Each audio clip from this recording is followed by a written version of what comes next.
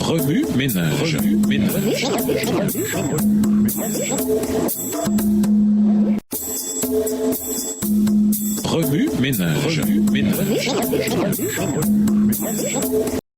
Bienvenue dans votre émission. Remue ménage. Nous voilà à la leçon de lundi. Questions relatives au libre arbitre. Interpréter. Les questions relatives au libre arbitre soulevées par l'histoire de l'endurcissement du cœur de Pharaon font l'objet d'une plus grande attention dans le Nouveau Testament. Dans sa lettre aux Romains, lorsqu'il discute de l'échec apparent des promesses de Dieu, Paul fait culminer l'argument sur la connaissance et le contrôle de Dieu sur les actes humains en donnant pour exemple l'histoire de Pharaon. Paul rappelle d'abord au lecteur ce que Dieu avait dit à Rebecca à propos des jumeaux qu'elle portait. L'aîné servira le plus jeune. Comme le déclare l'Écriture, « J'ai aimé Jacob, mais j'ai repoussé Ésaü » Romains 9, les versets 12 et 13. Conscient que son auditoire romain pourrait mal interpréter cette déclaration sur la relation de Dieu avec Jacob et Ésaü, Paul s'empresse d'ajouter « Que faut-il en conclure? Dieu serait-il injuste? Certainement pas. » Romains 9, le verset 14. Pour étayer cette conclusion, il cite Exode 33, le verset 19.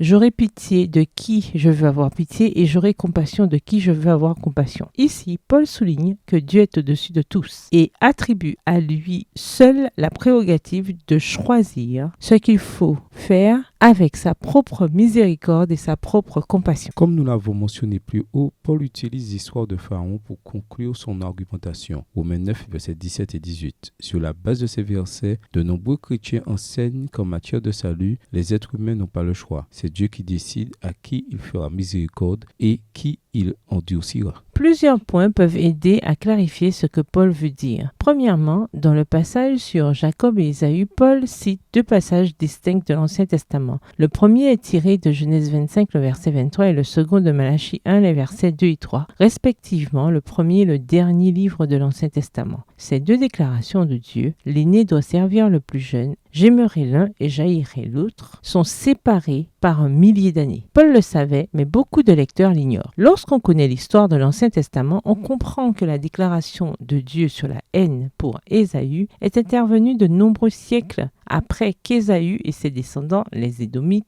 se soient comportés en ennemis et non en frères de Jacob et de ses descendants, les Israélites. Lorsqu'on essaie de comprendre le rôle de Dieu tel que Paul le décrit dans Romains 9, il est impératif de se rappeler que Pharaon avait l'intention de refuser l'ordre de Dieu de laisser partir Israël. Dieu est intervenu et a endurci le cœur de Pharaon seulement après que celui-ci ait démontré qu'il ne voulait en aucun cas s'humilier et fléchir devant Dieu, même si son attitude entraînait éventuellement la destruction de sa nation et de sa propre famille. Comprendre l'histoire de l'Exode nous aide à comprendre le point de vue de Paul dans l'Épître aux Romains. Paul voulait être clair sur le fait que rien dans les interactions de Dieu avec les êtres humains n'est accidentel ou en dehors de sa connaissance et de son plan. Lorsque les auteurs de la Bible disent que Dieu contrôle toutes choses, cela ne diminue en rien notre libre arbitre personnel pour répondre à l'appel de Dieu. Remue ménage, après avoir regardé votre texte écrit à noter, quels éclairages particuliers vos notes semblent-elles indiquer de l'ensemble?